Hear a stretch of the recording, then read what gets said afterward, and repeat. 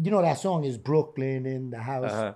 We would fear when the DJ would put that song on. Because as soon as the DJ would put that song on, Brooklyn cats will wild out, snatching chains, punching cats in the face, snatching your girl's gold bamboo earrings. Like Brooklyn will wild out. Hey, what's up, everyone? I'm B-Boy Ronnie, and welcome to District Talks, a podcast where we're going to be talking about the evolution of breaking with some of my good friends who made an impact in the breaking scene. In today's episode, I have a very special guest. He is an OG, a pioneer of the breaking scene, the infamous Alien Ness. What's up, Ness? Chilling. Thank you for being here, bro. Nah, thank you for having me. Yes, I know we were already talking before the cameras turned on, but I want to really get into the root of where breaking started, because you were in the birthplace when that all happened. So when did you get into breaking? What was your introduction to it? My first introduction to breaking was early, but I didn't get into breaking. Around 1979, my cousin Milton was the first one to start telling me about hip hop, quote unquote. He didn't call it hip hop, but the whole concept of two turntables, a microphone, the jam, the parties, b-boys breaking. And he showed me what breaking was, and I was like, oh, I can't do that. We was super poor. I had school clothes and church clothes. You know what I mean? So in my mind, like if my mom sees me like throwing myself on the floor in my good clothes, she's gonna beat my ass. So it was like, I'm not gonna break. How old were you in 1979? I was 12 years old. Oh, okay. So you were already in middle school? Yeah. So people were already breaking. Just leaving elementary school, you know, even as far back as elementary school, we had the cool cats doing the robot and stuff like that. Like we grew up with the robot because of the Jackson 5, Michael Jackson and Jackson 5. You know, so as far as the evolution of electric boogie, we was already on to dances like the robot because of Michael Jackson, because of Soul Train. Mm-hmm. A lot of people don't understand that hip hop is a funk style. And all the dances of hip hop, including breaking, rocking, they're all funk styles. So it's, you know, I don't see funk styles as just popping and locking and breaking. Right. So Soul Train was also a big inspiration. So we had, you know, as far back then we had like the robot, stuff like that. I remember being a shorty and seeing my older cousins doing the robot. When I started getting older, 14, 15, I'm out on the block more, and there was the cool guys, the guys that I used to look up to and be like, yo, these guys, I want to be like them. Cats like Rip 7 from Rocksteady Crew, Squirrel, notorious stick-up kid called Wilski. You know what I'm saying? And I would notice that they would break, and I wanted to break too. So my first introduction to breaking was watching them cats do it. And I was already familiar with these cats because, like I said, we was poor. But by that age, you know, mom did the best she could for her son to look fly. So my mom used to pay for my clothes through boosters. Like my poke heads and my Adidas never came from the store. They came from the boosters that would rob and sell them for half price to my dukes. So I already knew these guys because they were boosters and stick-up kids. And just seeing them break, I wanted to be like them, dress like them, dance like them. So around 1982, I started breaking, but I was just doing what I saw Rip 7 do. 82. So 82 was your official. Yes. Well, I like to tell people I started breaking in 82, but the B-boy in me was born in 83. Yeah, I know how that is too. Like your inauguration was 83 when you started understanding like this is what I want to do. When I finally understood, okay, I've been doing this wrong. That's so wild, bro. I was born in 1982, so you started breaking the year I was born. I was just, because back then we had a lot of house parties. Yeah. And a lot of different dances. So to me, the breaking was just another dance that I'll be able to do providing the music was right. Because we didn't have breaking jams. We went to parties. Yeah. You know, and the music, the DJ dictated what we did. If by chance a breakbeat came on, you're going to see the B-boys. Yeah. You know, but it wasn't until that breakbeat came on that you seen B-boys. So as a dancer, and we all did it for the same thing, for chicks. You know, to go to the party. That was the motivation. Yeah, that was the motivation. So breaking was a party dance before competition even became a thing. Well, to me it was. To me it was. Because I saw it as just another party dance. Right. You know, and then I would be doing, every time the music came on and it was my turn to get in, I would do what Rip 7 did. You know, a little bit of footwork, quick freeze, try to do a hang glide. You know, it wasn't until 83 when Flashdance came out. And we all went to Flashdance. Everybody went to Flashdance. Everybody from the hood went to see Flashdance for those 30 So seconds. it was a big movie because you knew there was going to be We breaking knew in it? Rocksteady was going to be in there. Right, okay. Rocksteady already had a name for themselves on the street. Rocksteady crew always had a name for themselves on the street. Bigger So- than New York City Breakers? Oh, New York City Breakers wasn't even a thought at that moment when Flashdance came out. This was before Beat Street. Yes, Right. way before B Street. And I saw breaking, and in my ignorance, it was nothing I ain't seen before. It all looked the same. Like what I seen Rip 7 do. Crazy Legs comes out, top rock, around the footwork, neck move, freeze. Ken Swift comes out, top rock, around the footwork, neck move, freeze. You know what I mean? And then Frosty came out. And he was totally different. Like I remember, like, the only way I could describe it is like the whole theater disappeared and it was just me watching Frosty freeze. You understand? And it snapped. I'm like, fuck, I'm not supposed to look like Rip. I'm supposed to do what Frosty's doing. Frosty's doing crazy stuff that I didn't even consider could be breaking. He's doing backflips, he's doing dives, things that we just played with in the playground or when we played kung fu fighting. You understand what I mean? Frosty was doing all this, and that's when it snapped, and I was like, I'm doing this wrong. So would you say that Frosty Freeze was one of your main inspirations? Yes. And you knew him personally? Not yet. Oh, okay. I didn't meet Frosty until way after Beat Street. Way after Beat Street. In fact, Beat Street came out. Graffiti Rock had not come out yet. I remember I ran into Mr. Wave, and I was always the same cat back then that I am now. So if I seen somebody, I didn't care who it was. If I felt that I need to step to that person and say, yo, what's up? And ask questions and stuff like that, I would do that. And I just stepped to Mr. Wave. And we was talking. I just happened to have the New York City Breakers book in my backpack. And I'm like, sign this for me. And we was just talking. He was like, let me see something. I went down, I threw a set. And then he goes, what are you doing tomorrow night? And I'm like, why? He goes, come with me to the Roxy's. And I'm like, oh, shit. You were old enough? Because this was in the mid-'80s. Man, listen, the mid-'80s, we got away with Yeah? murder. We got away with murder. But this, now, I just bypassed, 82, 83. It Right. went all the way up to 85 now when I Okay. met Mr. Wave. Like I said, Beat Street had already came out. They both, Right. you know what I mean? They hadn't danced for the president yet, but we already knew who New York City Breakers So you was. were breaking in the underground in the Bronx, but you weren't really part of a crew. You were just in your city. I was part of a performing crew. Okay. There was like it was like the Menudo of breaking, a whole bunch of young kids. It was called Dance System 10. I had my little crew that I started back then called Electric Avenue Rockers, right? But you weren't started that traveling crew. as much, No, or you weren't traveling. We was just trying to battle the next Right. block over. Yes, you were know, just we battling wasn't within thinking your about Bronx. it wasn't like it is now where, for us, it was like the pinnacle to just go to another block Yeah. and battle the crew and make it home without the lumps and bruises, because that was another factor back then that was different. It was very territorial too, right? Yes. Depending on- I mean, we're coming right out of the gang era, and cats didn't like to see their local heroes get smoked. It was only a matter of time, before the cheering and everything stops, and then you always knew it was your cue to leave when you would hear somebody say, yo, who these niggas? Once they said that, you already know, oh, it's on. It's on. I've been chased out of parties, lumped up, tripped downstairs trying to run. Some parties was in like 3rd floor, 4th floor, 5th floor. We used to crash parties because parties would bleed out into the hallway.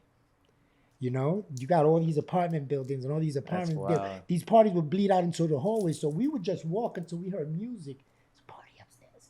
And then we slowly bleed in. People hanging on the staircase, smoking weed or cigarettes. We chilling there and slowly make our way inside the party just to dance and meet girls.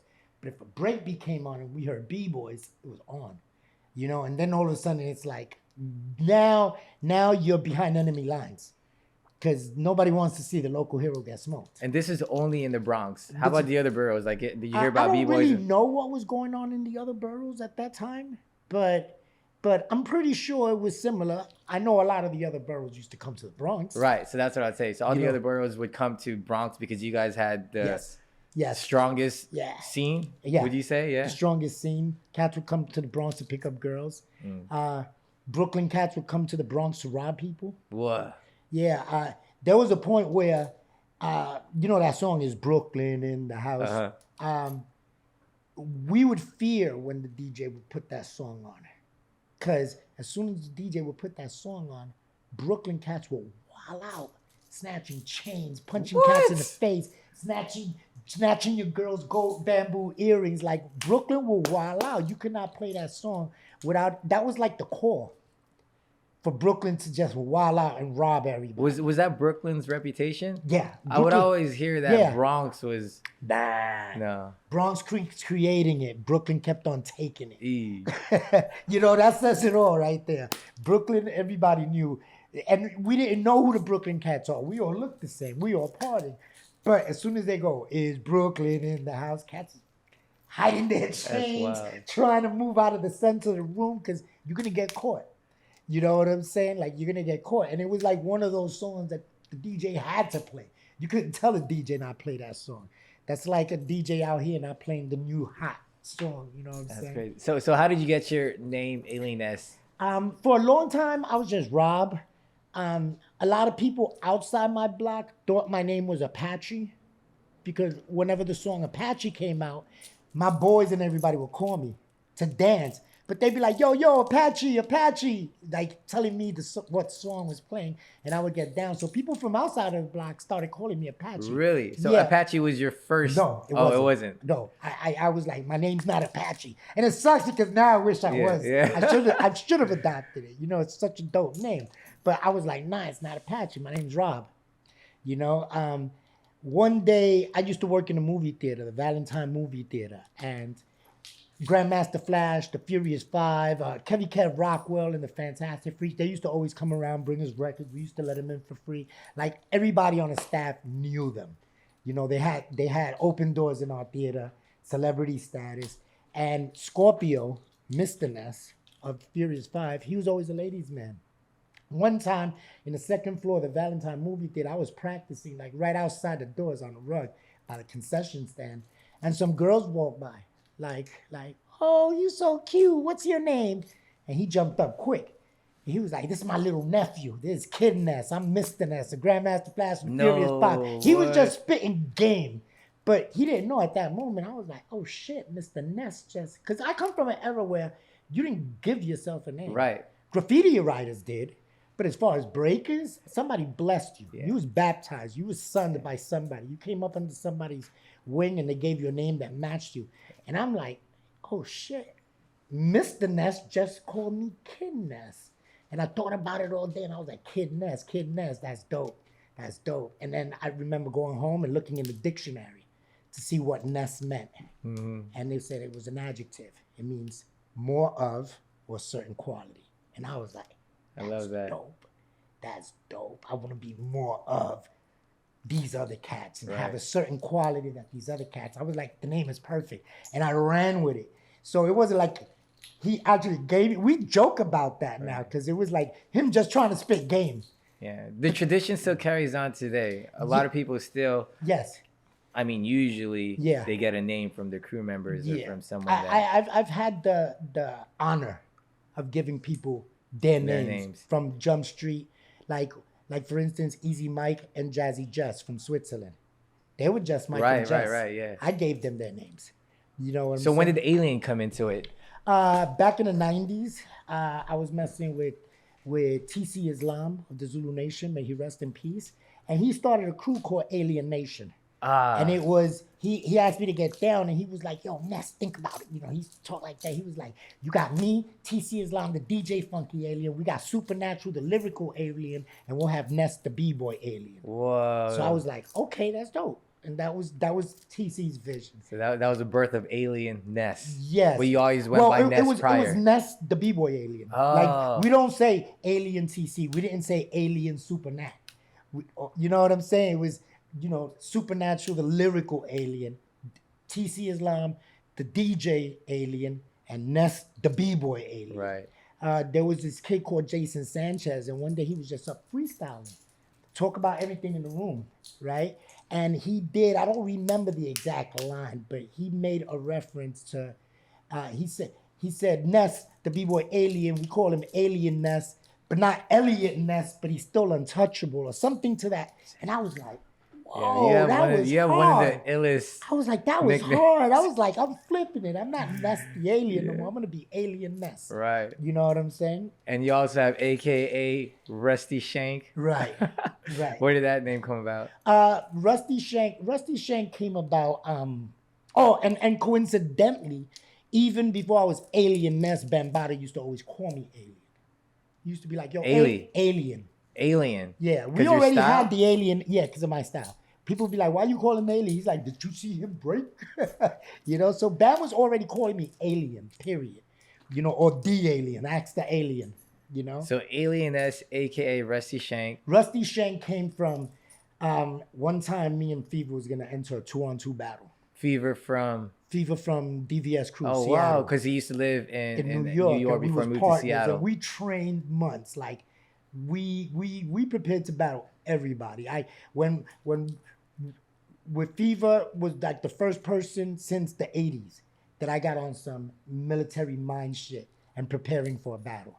Like, we had routines and commandos for everybody, even scenarios that would never happen. Like, okay, what are we gonna work on next? What if Ken Swift and Legs enter the battle? Let's make a routine and call it Ken Swift and Legs. And this was in the early 90s? Yeah, this was 99. Oh, okay. This was 99. So this is fast forward 99. Yeah, you were representing MZK? No, I wasn't representing. Yeah, I was representing Zulu Kings. It wasn't MZK just yet. That's a different story. Okay. But I was representing DVS, me and Fever, but we was getting ready like that.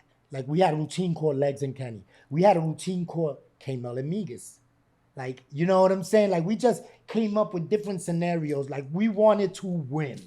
So Fever always had this, he used Guns Blazing as his nickname, which he got from Ken Swift. One time he told Ken Swift, yeah, I'm going to go into this battle. And Ken Swift said, yeah, go in there, guns blazing. And Fever ran with it. So Fever was already guns blazing. So I wanted something to, match his name. Because we already said we're not going to enter Ness and Fever. We're going to use aliases. Because that was also part of the plan. Use aliases, have somebody else sign us up. Nobody's going to know we entering. Yo. Right? We even kept So you guys are being strategic. We came dressed the same, but we kept our jackets on the whole jam. So we didn't want nobody to know we was entering the battle. And so I wanted, and I kept thinking of all types of Shotgun Louie. Like, I kept trying to think of all these different names. Machine Gun Kelly. I was trying to match Fever. And I'm like, I don't got to match him. I gotta contrast him. Mm-hmm. So then the first thing that came to mind was a machete. He's got the guns, then I'm gonna be the knife guy. Machete this, machete that, and then I was like, Shank, Rusty Shank. And then I'm like, yo, and Fever was like, that's dope. And I was like, right there, I was like, yo, Russ comes with age, but it makes the Shank deadlier. And we started laughing. Like, bars. Yeah, like we just smoke and talk stuff and put it out there. And I remember I was on a phone call with Wiggles. And I was telling Wiggles, yo, we're preparing for this battle, yada, yada, yada. And Wiggles was like, yeah, I'm going to come down. I need to see this. You and Fever, I need to see this. And I'm like, yeah, but we're not entering as Ness and Fever. And he's like, what do you got entering? I said, we're going to enter as Guns Blazing and Rusty Shanks. And then I said, when we get through, there's going to be nothing in that room but bullet holes and stitches. And then as I heard myself say it, I was like, that's it. And then I finished my conversation with Fever and then get to Fever's house and I was like, Fever, Guns Blazing, Rusty Shank, bullet holes and stitches. And he was like, that's it. And we signed up as bullet holes and stitches. Oh, shit. You know what it is about you that separated you from a lot of original breakers that I knew from the 80s was that you were battling throughout all the generations. Yeah. Yeah. Right? Because a lot of them probably stopped in the late 90s, 2000s, but you kept going. People, they won't admit this, but I made it cool for the old guys to battle and enter competitions. There was no... I remember the first Dirty 30s ever thrown. Right. like 2005, 2006. They called me and invited me, and I was insulted. I was like, who's in this battle? And they was giving me the names, and I'm like, where was those cats when I was in the trenches against all these young guys? I'm like, I'm not at that level. I'm like, you insulting me by inviting me to come back to this, like this reunion. You know what I Right. mean? I was actually insulted the first time somebody invited me to, because I never wanted to, in my mind, I knew what I was doing as far as age longevity, but I never wanted to make my age the factor. Right. That's one of my pet peeves. You see that a lot today. You see all these old cats posting footage of them, and they have to say their name. Like, not bad for 44. You know Right, what? right, At right. 44, I was battling Machine and Ronnie. You know, at 48, I battled Bebe, Roland Blunts, Bryson, Yeah, and yeah, Juice yeah. Boogie in one day. Like, where were these cats back then? We You were in know what that I'm same saying? competition together. Yes. And you know, it's funny. I needed $500 to pay my rent. I was short $500, and I saw the flyer, and I'm in Asia One's house, and I'm like, Asia, if I go there and I steal third place, because I saw the list, I'm like, I'm not winning this battle, but if I could steal third place, Asia, I make rent. So Asia was like, fuck it, I'll take you. She drove me there.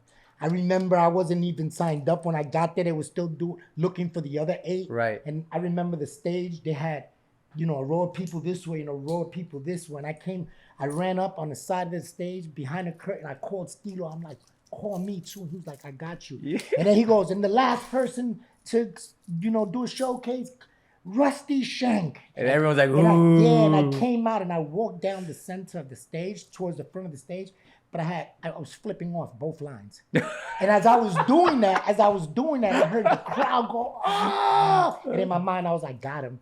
I don't have to do a lot now. Boom, boom, preserve myself. Because me, I never wanted to be excessive.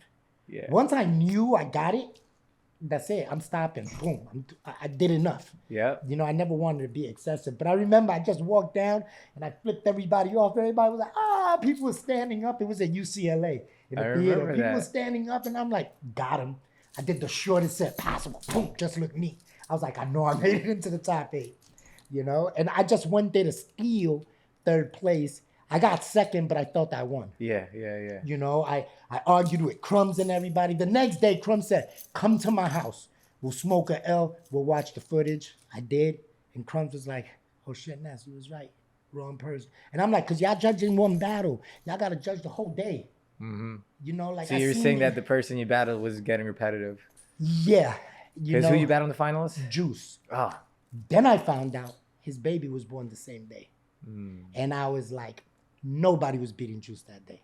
Juice needed that money. Mm-hmm. You know, I was like, at that point, I was happy. I was like, ain't nobody was gonna beat Juice that day. The greatest b-boy in the world could have came out, but God already had that plan. Had the plan God for him. already said Juice Boogie needs this money. So after that, I was like, boom, you know what? I went there trying to get 500. I Right. got 1,000. You know, so I wasn't that mad. But after a while, I used to joke around and look at Crumbs and Stilo and Poe and be like, yo, you owe me 5 G's, man. Yo, so you have a book called The Art of Battle. Yes. What is that about? It's the art of battling. It's still selling. Thank God, it's still selling successfully. I have them over the weekend. It's technique. It's strategy. You know, I knew I wanted to write this book as far back as 2000. So whether I was entering battles or judging battles, at the end of the day, I always had little notes. You know what I'm saying? I used to throw them all in the shoebox. And all those notes was eventually going to be the book. And sometimes it was hard. Because sometimes I would think, okay, this is rules set in stone. And then somebody will come out of nowhere and be that glitch in the matrix that finds the loophole to what I thought. That's what was the hardest part. Then having to go through the box and all these notes and be like, okay, there's an exception to this rule. And there's a way to bend this. And it was just doing that. And then one day I was in Switzerland. I moved from the German part to the French part, Lausanne. Mm-hmm. I was with my boy Killer Kish, Yeah. famous rapper out there. He gave me his apartment, and I'm there alone. And I'm like, you know what? It's time to write my book. And I didn't even sleep in the bed for those 5 days. Well, when did you publish this book? It's self-published. It's self-published. I didn't even sleep on the bed that whole week because I had all my notes laid out and I just kept moving notes around. I would sleep on the floor. I didn't want to disturb the layout, because it was like a map. And then one day I just looked and said, "That's my book." Wow. Right, laid out right there, all the notes and little That's papers. amazing. Yeah, and I ended up like sitting right there. I brought a chair from the kitchen into the room, brought my laptop, and maybe 5 days to arrange it, maybe 3 days of actually writing it, but years of taking notes. So you know the art of battling with the evolution of breaking. How do you see breaking being judged today? I think judging today is a lot better than what it used to be, but you got more and more events, more and more people, and sometimes being dope doesn't mean you're a good judge. And sometimes being a good judge doesn't mean you're gonna be a dope cat. You understand what I'm saying? Like, I don't think DJ Renegade's a dope B-boy, but I think he's a decent judge. Right. You understand? A lot of people, give him slack, but I'm like, dude, he's probably one of the most consistent judges out there as far as being consistent and finding the right people. You got very few people like that. You know what I'm saying? So it's where I say you got to understand that judging is judging. You understand? And and a lot of people sometimes lose battles not because they were beaten, because they lost themselves. Right. They made lost mistakes. themselves. And that's what really was the motivation to write the book. I'm Yeah. like, dude, I'm seeing a lot of my favorite B-boys lose battles, but nobody's beating them. Right. They're right. losing to themselves. themselves, yeah. So that's what the goal was. The goal was for people to understand that the book is called The Art of Battle, Understanding Judged Battles. That's the slogan under it. And that's basically what it is. It's specific for the competing B-boy. It's not helping them be the best version of themselves. be the best version of themselves, and things to consider, because I always, like, we just went from Paris. Right. I always seen that. I envisioned that. I've always been an advocate for that. And I was like, in order for us to get to that point, there's got to be a judging system. And in order to be successful at these, you have to understand a judging system. You understand what I'm saying? So if you could understand the judge, it's like Sun Tzu said, if you know yourself and you know your opponent, you don't have to fear the results of 1,000 battles. And at that point, your opponent really is the judges. You know what I'm saying? If me and you battle in a competition, you're not my enemy. It just so happens mine and yours names came out of a hat. Right. You feel me? The real battle is between me, and then the background battle is with the judges. You know what I'm saying? In battles, I look at judges and talk to judges more than I do my competitor. Right. And I say that in my book. I'm like, there's no rule against talking to the judges. So sometimes I see judges getting happy, and when it's my turn to come out, I look and be like, yo, you like that shit, nigga? Watch this, pay attention. Because there's no rule against talking to the judges. And sometimes you have to talk to the judges. You have to make judges understand that what you're doing, because everybody's different and everybody moves different. So I had to cover so much in that book. Like in that book, I break down how people should divide their moves, and I call them right-handed moves and left-handed moves. And you know what to throw depending on which side of you the judges are at. Right. Yeah, no, that's true. I learned that in the battle. I once entered a battle and the dude, because the dude was battling Ness, he went spazzed out on the footwork. And he did a pattern that I never seen in my life. And I was like, I lost. But the judges picked me. And when I went back and saw the footage, I understood that the reason because it was a tight battle. It could have been anybody's battle. But when he did that, I was like, I lost. He got this. But the problem was he hit it. And the judges couldn't see it. His judges was on the right side. He did the move this way. True. Yeah. You understand? So I saw that and I was like, boop, let me make a note of that. That's going to go in my book when I finally write this book. Understanding how you got to move a certain way, because the real battle is between you and the judges. You feel me? And I thought it was important for me to put that all on paper, document it, and give it to the masses. I tell my crew members the same things. I just know your angles too, because if you're battling and if the judges are to your right, your moves are going to look completely different. Yes, so you have to know where you're hitting the freezes, because our crew, Full Force, we're very detailed, we're very intricate. Extremely. That's probably what makes Full Force a dope performing crew as well too. full force, super crew. They're not just dope battling crews, they're dope performers and entertainers because they understand things like blocking.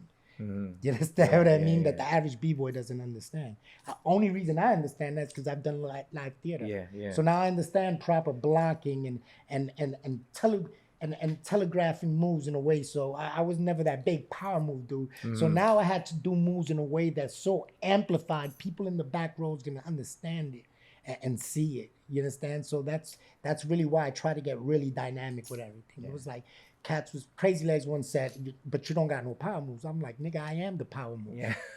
You know? Style is power. Yeah, I am the power move, you know? Yeah, so I wanted to also talk about just the scene in New York and how we were talking about earlier, how all the breakers that left New York planted their seeds in different regions and different cities, right? Like Fever moved to Seattle, Ozrock moved to... Fever moved from Seattle to New York. Oh, that's the first New York b-boys to move to Seattle was myself and Icy Ice. Oh, all right. So what people call a Seattle style, if you really pay attention, you're gonna see Alien Ness, you're gonna see Icy Ice. Right. So this is what I meant earlier when we was talking. So let's talk about the regions, like to sum it all up. Regional styles. Yeah. So it all came from. Let's paint a picture. It all came from the Bronx or from New York. It all starts in the Bronx. And then you were saying that Troll moved to Florida. Flex moved to Florida. Flex moved to Florida. And that's what people call a Florida style. Troll changed, because Troll is Troll. He put his own flavor into what Flex was doing. And at the end, you could say Troll is the father of the Miami style. But what I mean by like I was saying before, and this is for everybody out there, there's no such thing as a Canadian style. There's no such thing as a European style, a West Coast style, a Florida style. There's only one style of breaking, and that's breaking. When you call it a regional style, you're actually dissing the person that influenced that style, where that came from. You understand what I'm saying? You start calling things a Canadian style, you are undermining Migus's contribution to your entire country. You understand? It's not a Canadian style. It's you guys' foundation is Migus. Everybody has a different foundation. That's why I don't like using the word foundation. Right. Like the rest of these crews use it because these OGs like foundation is this and this and this. No, everybody got their own foundation. I know cats in Europe, when they first started trying to break, they first started with trying to do the air chair. And their whole style shows it. So their foundation is an air chair. You can't say an air chair is their foundation now. It depends what you build your style on. And certain people is the foundation of these so-called regional styles. And I believe that those people should get their props. You feel me? Let's talk about Ozrock, because I've been breaking for over 30 years now, 31 years, and I didn't know anything about Ozrock until just a few years ago, and his history and his contribution to the breaking scene. And you were telling me that you met him. Yes. And at that time when you met him in the 80s, he was already big. Yeah, he was already big. He already had a movie out. He already did pilot. So he was the first, you would say, mainstream commercial b-boy. Well, no. The first mainstream commercial b-boy, I would say, was Mr. Freeze. Right. Mr. Freeze was the first one to start getting the commercial work. Okay, if you want to, when it comes to mainstream and being bi-coastal, as I say, I believe it all starts with Sugar Pop. Sugar Pop was doing a show in New York, ran into Wiggles and Fable, and saw them cats doing the electric boogie and was like, y'all doing this wrong. And he's the one that brought the real West Coast popping and boogaloo style and taught Wiggles and Fable it. And in return, Wiggles, Fable, Fast Break, Track 2, they taught Sugar Pop breaking. So Sugar Pop was the first one to bring breaking to the West Coast. And he doesn't get his props for that, but he was the first one to bring it and say, yo, look, check this out. So that whole bi-coastal commercial, I say one of the first ones, because of the West Coast, New York connection, I say it started with Sugar Pop, bringing the West Coast popping to New York, and then bringing the New York breaking to California. Right. As far as moving to California and going Hollywood, Ozrock was the first. He was the first bi-coastal b-boy to pack up. Like, you look at b-boys in LA and Cali, they're from everywhere in the United States but Cali. You understand? Ozrock was that first dude to say, you know what? this is getting big, it's getting media successful. You know, we're all going on little auditions on Times Square. This guy's moving to California and doing readings, and you know what I'm saying? He was the first one to think like that. And you were saying he's one of the first b-boys to do Munch Mill. Yeah, he created that. He didn't call Mill. them Munch Mills, he called them barrels or barrel rolls, you know, because it looked like a little barrel. He used to come to the cypher with a little cup of water and throw it on the floor and do barrel rolls, and cats would get mad. And he used to laugh at it. He'd be like, yo, Ness, they always mad at me because I wet the floor. I mess up the floor. He was part of Rocksteady crew? He hung with Rocksteady. I don't know if he was ever actual member, but he's been around from the beginning. Like, you see him in the Hey You, the Rocksteady crew video. Right. You know what I'm saying? You see Ozrock in there. But Ozrock is one of those faces that you see everywhere. You see him in the Rocksteady crew. You might see him in the Pointer Sisters video, or this special on TV, the singer bring out dances. Oh shit, you saw Ozrock last night on TV? Ozrock was that dude, that commercially successful dude to move and come to Hollywood and break into that scene. So he wasn't only famous in the breaking world, but he was commercially famous. Yeah. He was infamous in New York, came out here and got famous. And then used to go back and forth. He was actually, he looks Italian. Everybody thought he was white boy. He's actually Cuban. And he grew up in the Bronx too. Yeah, he grew up, I think he's from Queens. Okay. I think he's from Queens because he had like a Queens style of up rock. I see. All right, so let's talk about battling. When was your first battle and when was your last battle? Battle or competition? Let's say competition. My first competition ever, I entered December 11th, 1999, at the age of 33. That was your first competition. That was my first competition. I was 33 years old. That's wild. Me and Fever, bullet holes and stitches. So that was your first competition? That was my first competition. And who did you guys battle during that competition? The locals back then. I think the finals was Abigail and Junie. You guys take it? Yeah, well, that was a time where Abigail and Problem Child, they used to date at that time. Yeah. In that time, Abigail and Problem Child was that team. They were meeting everywhere they went, they would be in the finals or winning. They're the dynamic duo, Bonnie and Clyde. So Abigail and Problem Child, after a while, became the joke. That was the battle. We'd always going to see these people if they entered. It got to the point where sometimes me and Fever would just walk into the jam. And Problem Child one time ran up to me and was like, yo, Ness, you and Fever entering the battle? And I'm like, no. He's like, good. He walked away, And there were other times when cats would see me and Fever signing up and they'd go scratch their name off. You know what I'm saying? So you and Fever battled a lot together. We battled a lot together. And what made me want to battle was when I first started seeing battles, I knew I was limited and I knew I was old, but I looked and I'm like, yo, I could win at these battles. I could do this. You know what I mean? Like, I could be successful. I was seeing everybody's mistakes and I saw what was missing at that time, and what was missing was that rawness, that hardcore, all up in your face, gangster style of breaking. And people hated me for that. Did you train Katsu, by the way? Sorry for cutting you off. Yes. It just made me think because I remember when we were in Japan. Yeah. You were already representing Zulu King. And so was he. So Katsu at that time, he was still battling. He's still coming up. Yeah. But you trained him, and he's training a whole new generation that are all world champions. Ami being one of them. Yeah, Ami. Yeah, Two-time I call those my grandchildren. Could you believe that? All your grandchildren are world champions. Ami was 1 point MZK.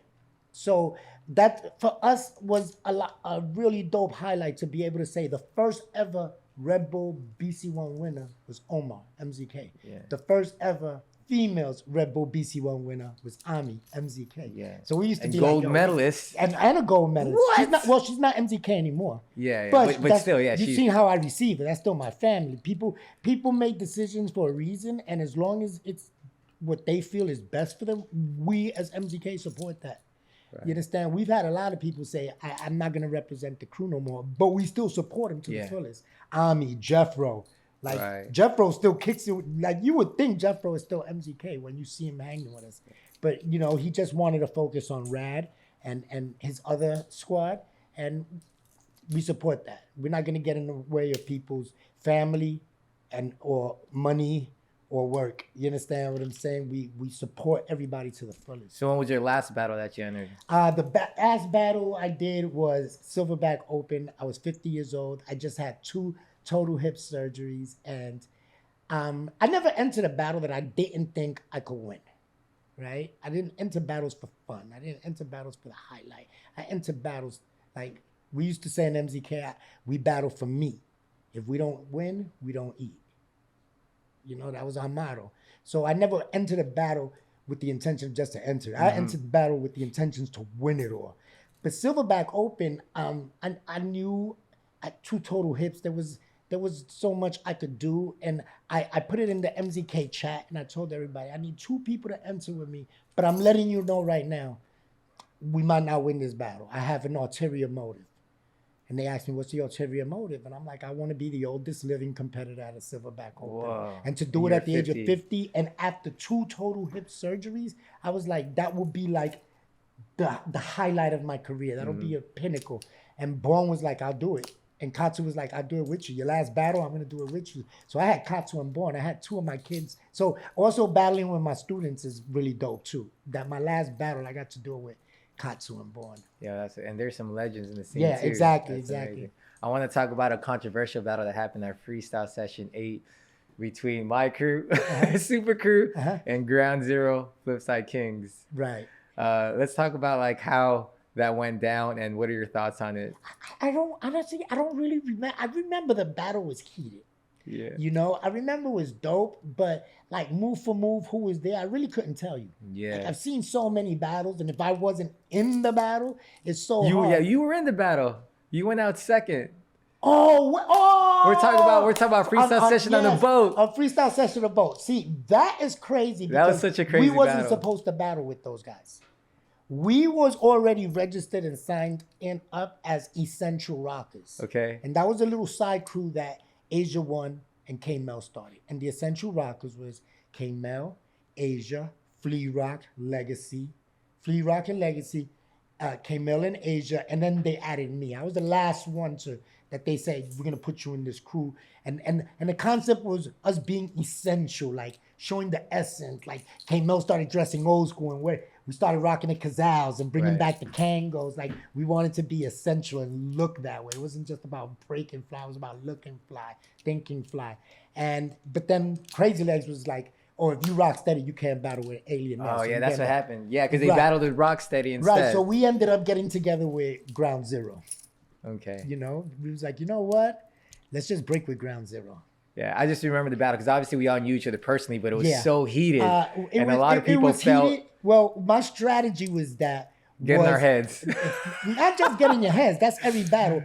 But like, I use a lot of boxing theories in breaking. And my whole thing with Super Crew was we can't let them set up. We have to keep them uncomfortable and unbalanced. Like in fighting, you use footwork to move around a boxer where he really can't plant his feet and get that power punch in. So we can't let them step up. We can't let them set up. We have to smother them. This is why I stole rounds. Oh, yeah. Like when I saw you guys setting up, I didn't watch what was going on the floor. I would watch y'all calling the moves, like switching up. You know, you start knowing when the routine. Now I realize it because I'm like, oh man. And then we try to do the same. We try to steal rounds too. So it was going back and forth. Yeah, so it was gonna be a battle. Because y'all so dope and at routines and performance and entertaining, we was not going to be able to beat you at that. So we had to take away your strongest weapon. Right. And that was the routines, the commandos. That's why we smothered y'all. That was the strategy. We're going to smother these guys. I don't care if we look like animals. We're not going to let them set up. So whatever was going on the floor, I was watching you. I was just watching who I felt was like the main cats. And you know who the main cats are because they're the ones calling the shots. And then once you see them calling the shots, you see people switching up in the lines. I know the routines is coming. I'm not going to let you set up. You understand what I mean? And that was the strategy for Super Crew. It worked, man. It worked. You definitely got on keep them off balance. You got a Dunok's head. Dunok got on the mic. Was trying to get Poe to like explain why they judged the way they did. But it made for a memorable battle. Yeah, and people are still talking about it to this day. We made y'all really uncomfortable. Super Crew was always composed. that was the first time I ever seen Super Crew frustrated. Like, we frustrated y'all. Yeah. And if I could get, I said this in the book, if I could get into your head and make you either pissed or confused or whatever, I win.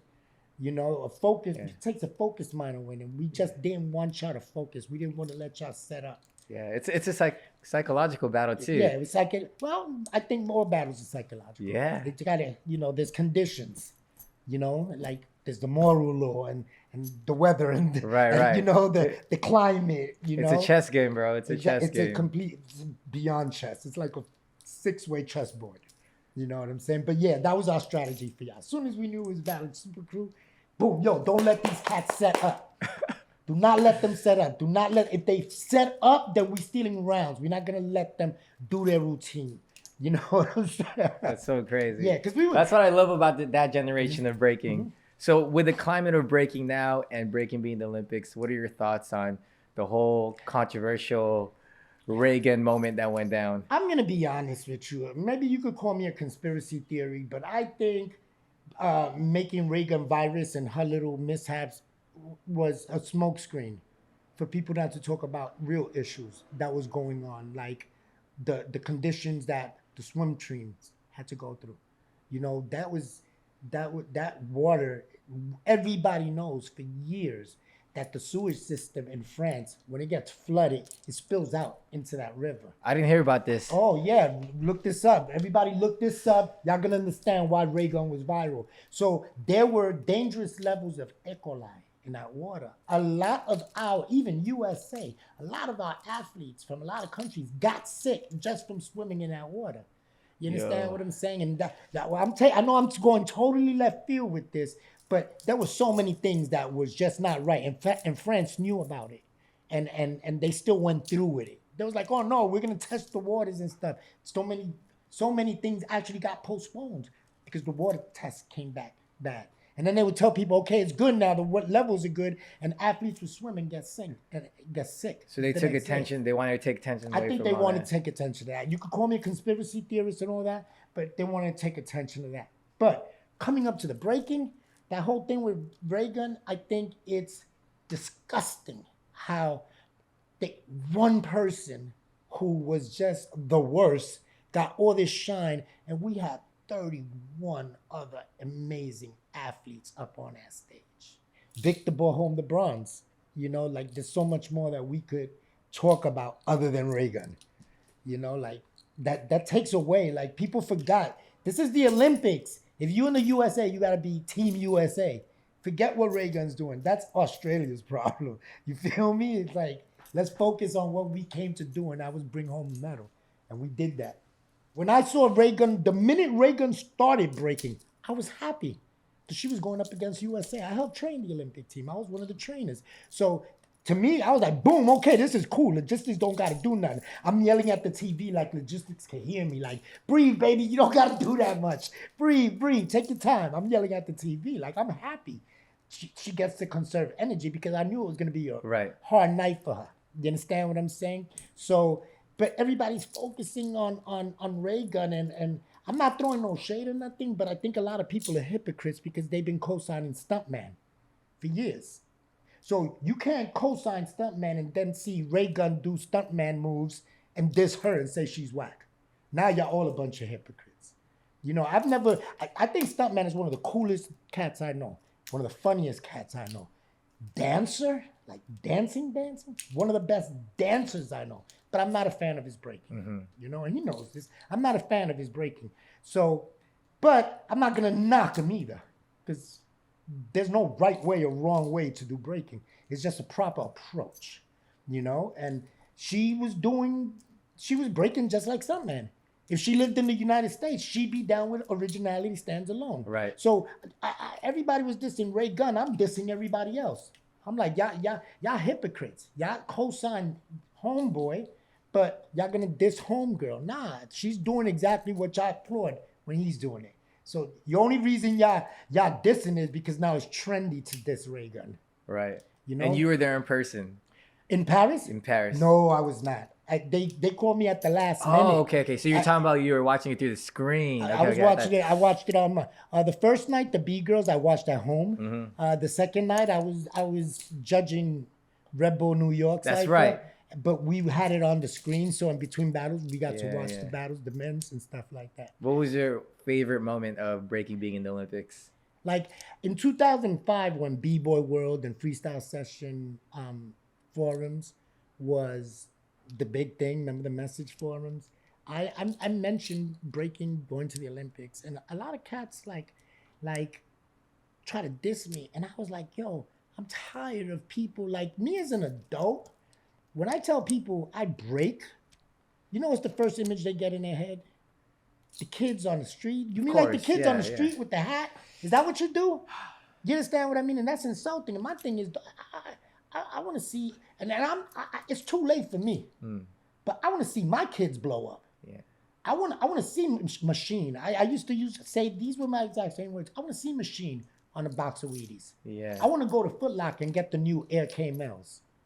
You feel me? That's always been the misconception about breaking. Right. So so before the Olympics, it was people looked at breaking like, you understand what I mean? I'm talking about the layman's, people that's not part of this culture. Like you tell people I'm a breaker, they like, that's the first thing they think. Like, you mean like the kids on the subway? People look at that and say that's breaking. And that's a whole culture. It's a industry out here. You know what I'm saying? People are feeding families, raising kids. Victor bought his mama a house off of breaking before the Olympics. You understand what I'm saying? And just the fact that I've always wanted to see it at that level. As a fan of boxing, as a fan of the Olympics, I've always wanted to see breaking on that level where us as B-boys and B-girls get the same respect as any athlete. And did you feel like the Olympics accomplished that with debut of the B-boys and B-girls? Oh, yeah. What was your favorite battle in the Olympics? My favorite battle in the Olympics was anything that Jeffro was in. Ooh. I think Jeffro was... So he's the MVP. I think he's the MVP of the entire Olympics. Jeffro's always dope. Jeffro's Jeffro.